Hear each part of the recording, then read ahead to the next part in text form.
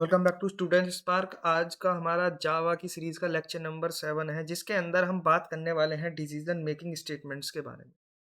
अपने lecture number 6 के अंदर हमने ऑपरेटर्स और अपने एक्सप्रेशंस को कंप्लीट कर लिया था। तो अगर हम बात करें डिसीजन मेकिंग के बारे में, तो बेसिकली डिसीजन मेकिंग क्या होता है? डिसीजन मेकिंग का सिंपल मतलब होता है प्रोग्राम को कंडीशंस के बेसिस पर कंट्रोल करना। यानी हम कुछ कंडीशंस लगाएंगे जिनके बेसिस पर हम अपने प्रोग्राम को कंट्रोल कर रहे होंगे, उन्हीं बेसिस पर हम कुछ टास्क जो है, कुछ स्टेटमेंट्स जो है, उनको एग्जीक्यूट करा रहे होंगे। तो जावा में डिसीजन मेकिंग के लिए मेनली 4 स्टेटमेंट्स यूज होते हैं हमारे। वो कौन-कौन से हैं? If, if else, else if और स्विच स्टेटमेंट। तो सबसे पहले हम स्टार्ट करेंगे इफ स्टेटमेंट के साथ। पहले ये हमारा परप्लेक्सिटी कर लेते हैं। अगर हम अपने कोड एडिटर के अंदर पहुंच चुके हैं, नॉर्मली पिछली बार की तरह हम एक वेरिएबल ले रहे होंगे एज नाम, जिसके अंदर हमने एक स्टोर करवा रखे, यानी एज हमारी 18 है। अब नॉर्मल कुछ नहीं, इसको पहले हम प्रिंट करवाएंगे। हम प्रिंट करवा रहे हैं एज। अब इस प्रोग्राम को कर लेते हैं रन। तो हम सभी को पता है इसका आउटपुट क्या होगा। इसका आउटपुट 18 होगा, क्योंकि हमने सिंपली एज को प्रिंट करवाया होगा। अब यहाँ पर हम इफ कंडीशन लगाएंगे, इसके अंदर हम कुछ अपने स्टेटमेंट यानी अपने टास्क को प्रिंट करवा रहे होंगे, यानी कुछ टास्क अपने परफॉर्म करवा रहे होंगे। सबसे पहले क्या है, अगर हम इफ का सिंटैक्स देखें, तो इफ का सिंटैक्स होता है सबसे पहले इफ कीवर्ड, ब्रैकेट ओपन, उसके अंदर कुछ हम कंडीशंस पास करते थे, यानी कंडीशंस अपनी पास करेंगे। फिर उसके बाद अपने एक ब्लॉक बनाएंगे। ब्लॉक यानी ब्रैकेट्स ओपन करेंगे, अपने ब्रैकेट ओपन क्लोज के अंदर जो भी होगा वो हमारा एक इफ का ब्लॉक होगा, जिसके अंदर हम कुछ सर्टेन टास्क परफॉर्म करा रहे होंगे। तो इसके अंदर हम क्या कराएंगे, कंडीशंस के अंदर कुछ हम अपना करवा रहे होंगे, कुछ भी जो हमारा मर्जी हो, टास्क को परफॉर्म करेंगे। तो कंडीशंस में सबसे पहले क्या लिखेंगे, कंडीशंस के अंदर हम चेक करना चाहते हैं अगर हमारी एज ग्रेटर देन 18 है, तो क्या करो, प्रिंट करवा दो कि मैं क्या हूँ, अडल्ट। I am adult. अब इसको रन करेंगे कोड। तो यहाँ पर एक देखने लायक चीज होगी, यहाँ पर जो हमारा इफ के अंदर का स्टेटमेंट था वो प्रिंट नहीं हुआ। इफ की बॉडी के अंदर जो हमारा स्टेटमेंट था, आखिर ऐसा क्यों हुआ?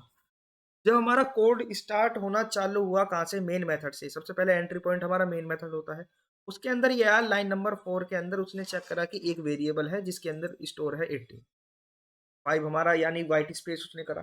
फिर उसके बाद आया वो इफ के अंदर लाइन नंबर 6 के अंदर, उसने इफ को पढ़ा कि हाँ यहाँ पर एक कंडीशन लगी हुई है, कुछ कंडीशंस होगी जिसके बेसिस पर हमें टास्क परफॉर्म करेंगे। तो उसके अंदर लिखा हुआ है अगर हमारी एज ग्रेटर देन 18 है, अगर हमारी एज ग्रेटर देन 18 है, तो क्या करो, इफ की बॉडी के अंदर चले जाओ और जो भी इन्होंने कंडीशंस यानी जो भी स्टेटमेंट लिखी हुई हैं उनको आप एग्जीक्यूट करो।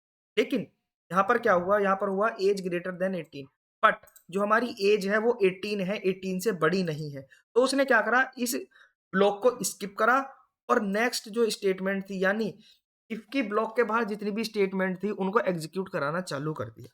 अगर ये ट्रू होती तो क्या होता, ट्रू करने के लिए हम क्या करेंगे, एज ग्रेटर देन और इक्वल टू 18। अब यहाँ पर ये इफ वाला जो हमारा स्टेटमेंट है हमारी ट्रू है, इफ के अंदर की कंडीशन हमारी ट्रू है, तो इसने प्रिंट करवा दिया आई एम अडल्ट। तो अगर हम डायग्राम के थ्रू समझे, तो इसके अंदर क्या होगा, कोड था हमारा, वो स्टार्ट होना चालू हुआ, वो आया हमारी इफ स्टेटमेंट के पास, यानी इफ के पास आया।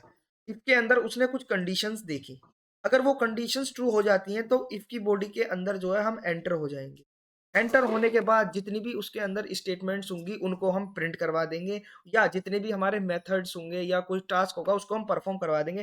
देन हम इफ की बॉडी से बाहर निकलकर और बाकी की बची हुई स्टेटमेंट को प्रिंट करवाएंगे, यानी परफॉर्म करेंगे। अगर यहीं पर हमारी, जैसे ही हम इफ के पास गए, उसने क्या कहा, भैया जो हमने कंडीशंस पास करी है वो फॉल्स है, तो वो क्या करेगा, उसकी बॉडी के अंदर नहीं जाएगा, वो डायरेक्ट उसकी बॉडी के बाहर से बची हुई स्टेटमेंटों को परफॉर्म करेगा।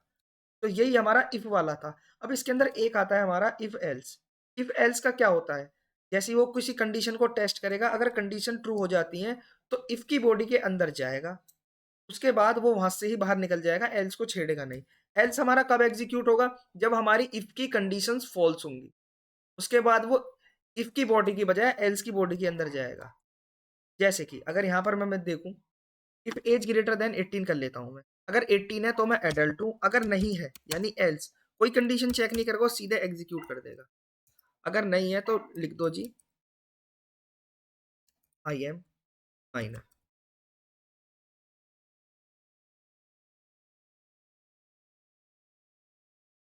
आई एम माइनर, क्योंकि ये वाली, इसे एल्स को मतलब नहीं है कि ये इसके अंदर क्या है, मतलब ये कुछ कंडीशन, एल्स हमारा कंडीशन चेक नहीं करेगा, वो क्या करेगा, अगर इफ वाली फॉल्स निकल जाती है वो ऑटोमेटिकली एग्जीक्यूट हो जाएगा। यानी इसके अंदर क्या होता है, ये हमेशा कंडीशन की बॉडी के अंदर जरूर जाएगा, चाहे वो इफ की हो चाहे वो एल्स की हो। इफ वाली में क्या हो रहा था, वो केवल ट्रू के अंदर ही जा रहा था, अगर ट्रू है तभी उसकी बॉडी के अंदर जा रहा था, इफ की बॉडी के अंदर, यानी डिसीजन मेकिंग स्टेटमेंट की बॉडी के अंदर।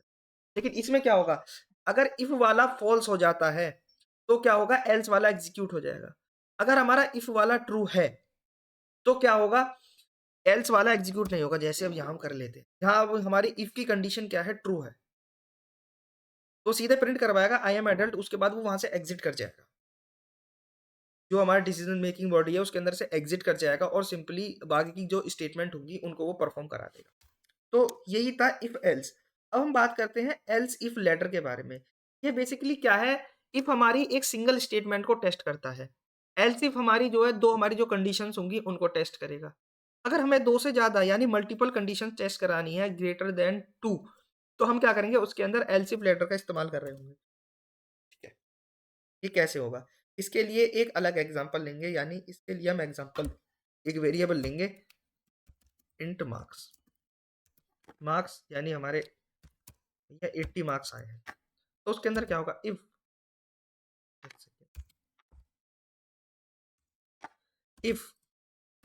में पता है अगर हमारे मार्क्स 60 से ज्यादा होते हैं, मार्क्स इज ग्रेटर देन और इक्वल टू 60, तो हमारी डिवीजन क्या होती है, फर्स्ट डिवीजन। हम यहाँ पे प्रिंट करवाएंगे फर्स्ट,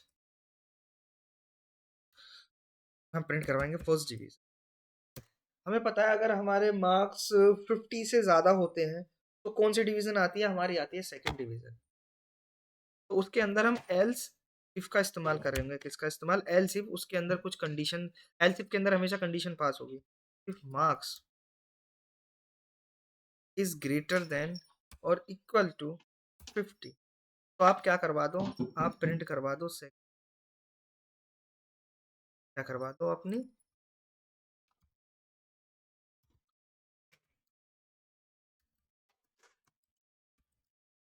सेकंड डिवीजन।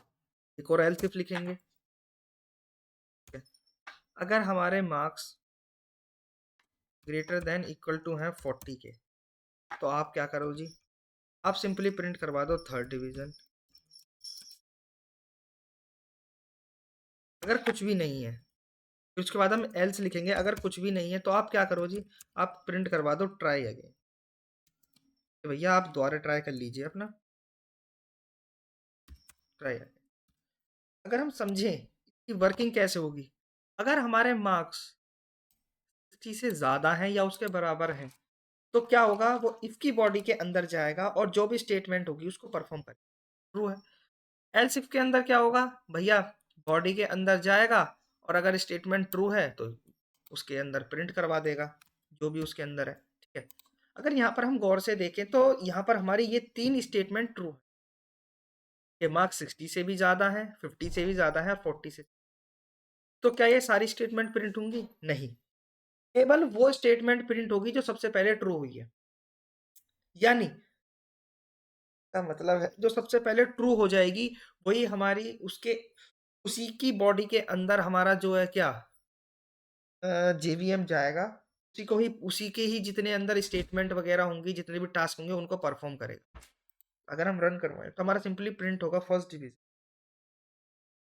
अगर हम इसकी वर्किंग बताएं, इफ अगर ये ट्रू है तो इसे प्रिंट करवा, ठीक है, ये ट्रू होते ही, इसको ट्रू होते ही ये क्या करेगा, ये इससे बाहर चला जाएगा, वो डायरेक्ट क्या करेगा उसके बाद की, यानी डिसीजन मेकिंग जो ब्लॉक है हमारे, इफ एल्स इफ, इन सबसे बाहर चला जाएगा, इन किसी को भी नहीं देखेगा, एल्स इफ को भी चेक नहीं करेगा, क्योंकि हमारी पहले ही कंडीशन ट्रू हो गई है। जो भी सबसे पहले हमारी कंडीशन ट्रू हो जाएगी केवल वो प्रिंट होगी, उसके बाद कोई भी हमारी कंडीशंस प्रिंट नहीं होंगी।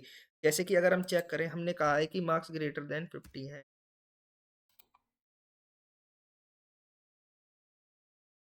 तो यहाँ पर सेकंड डिवीज़न क्योंकि ये प्रिंट हो गई, ये कंडीशन ट्रू हो गई, ये प्रिंट हो गई, ये सिंपली हमारा चला गया। ठीक है? यही थे हमारे डिसीजन लूपिंग स्विच को हम अगली लेक्चर के अंदर कवर कर रहे होंगे, तो अगर वीडियो अच्छी लगी हो तो लाइक करना, चैनल को सब्सक्राइब करना। तो मिलते हैं अगली वीडियो